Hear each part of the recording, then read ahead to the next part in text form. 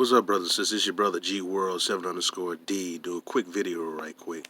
I want to say that I'm been getting some of these stupid white folks come on my page, and they so damn ignorant, man. One idiot came on there claiming I was speaking too mad, and how can you have black people with blonde hair and blue eyes? To see how disgustingly ignorant these people are. Those are what you call albinoid traits that a lot of those black people have. Around 10,000 BC, and your white anthropologists and archaeologists have admitted to this, is that the fact there was a form of genetic mutation starting to occur with certain black people. So you start to see a lighter color eyes and lighter color hair. You have some black people in the Pacific Islands with red to blonde hair and blue eyes.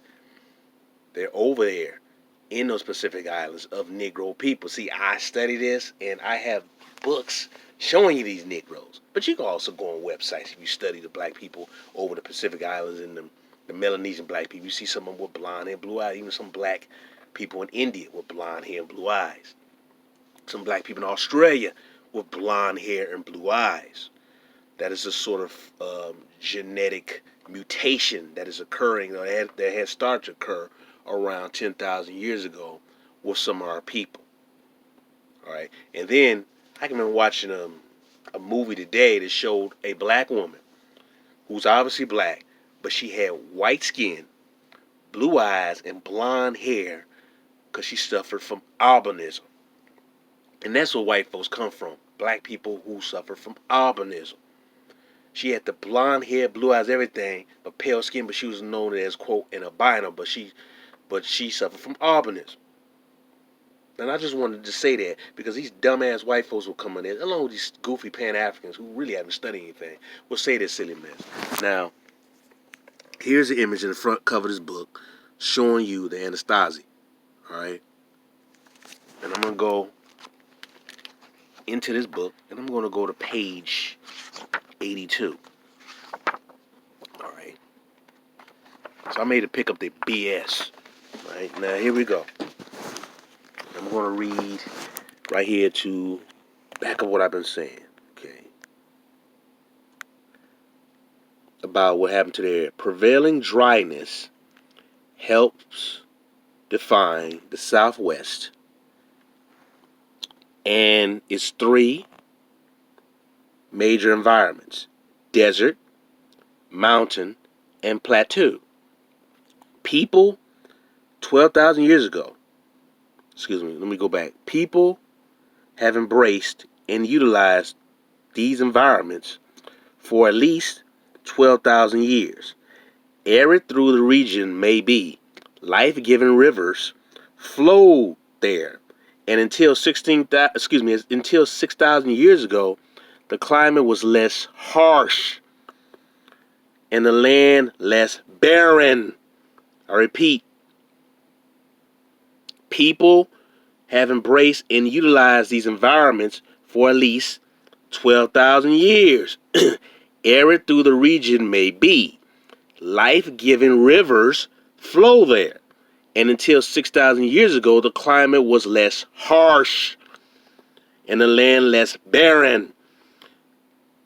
Three areas of the ancient Southwest were home to three major farming societies, people whom scholars now call the Hohokam, centered in the northern Sonoran desert valleys of present-day Arizona, especially along the Gila and Salt rivers.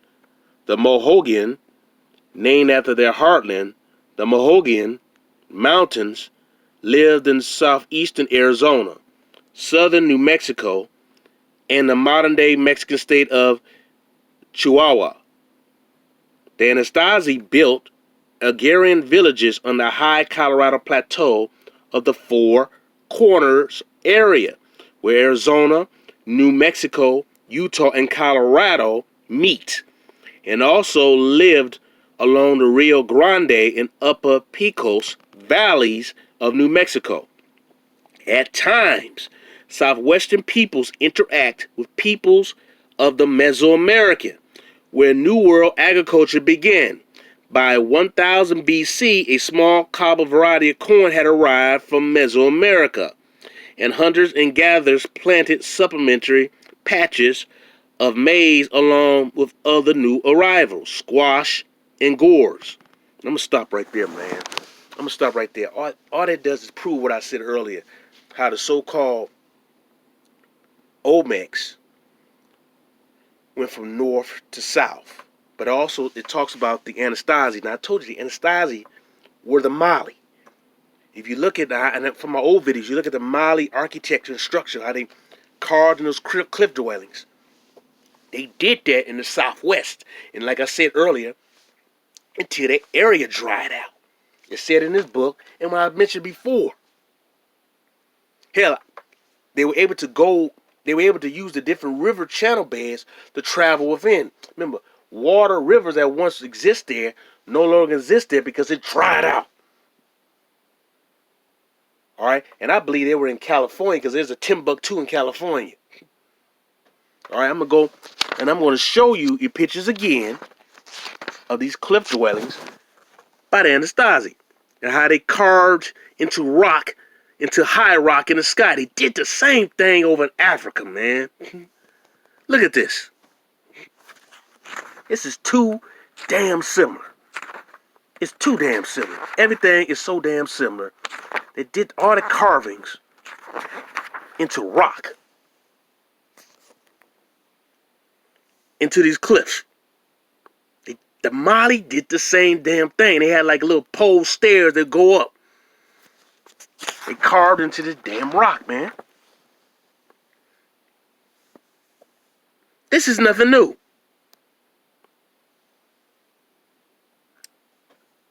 So they use the various different riverbeds. Like I said, you had the Colorado River, the Missouri River, the Illinois River, the Ohio River. So they're able to travel within the so-called United States by hitting different rivers and its different tributaries. Not only you have the Mississippi River going north and south, but you have the Colorado River, the Missouri River, like I said, the Illinois River, the Ohio River. So they're able to build not only mounds by these rivers, but they built those great, what you call them, serpent mounds, where you see like the little snake mounds. They did all this stuff in America. They were able to travel in and out within the damn North America by using different river channels. I showed that in my other book. Here's more than Anasazi.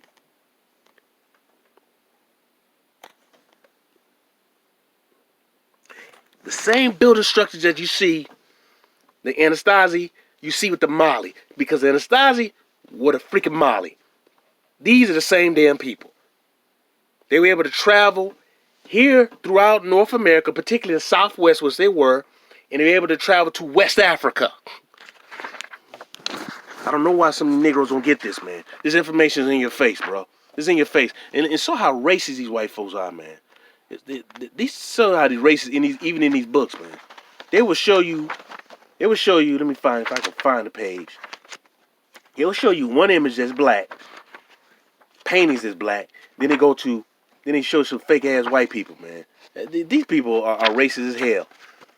They're racist to the core. This is why we really need to study our history and stop with the just all of us was brought over here as slaves because we weren't. Look at this. I showed you pictures like this.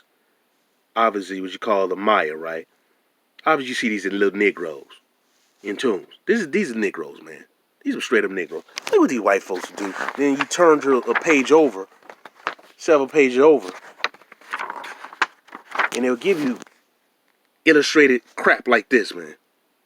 How the hell you go from this to this? This is called academic whitewashing, man. And I also want to mention one thing, too. I mentioned how things in the forest, now how things are in the forest. Check this out right here. You see this monument right here. It's buried deep in the forest. Now, a lot of people call this a forest now or a jungle. This used to be an ancient garden where all the stuff was kept up. Notice is near a large body of water. Now, some of the lakes that they had were man-made lakes. I can't say this was a man-made lake.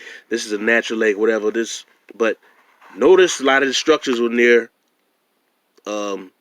large bodies of water. So they're able to travel.